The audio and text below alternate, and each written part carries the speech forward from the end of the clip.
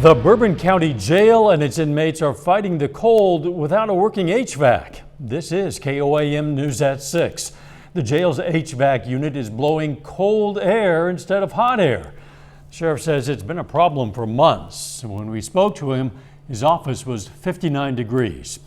The jail's had to get creative to keep inmates warm and safe until a permanent fix can be found. It is cool back there in the inmates, but we do provide blankets, extra blankets for the inmates. And if it gets to a point where a decision between myself and the jail administrator feels that it is too cold for them, then we'll make arrangements in regards to housing them somewhere else.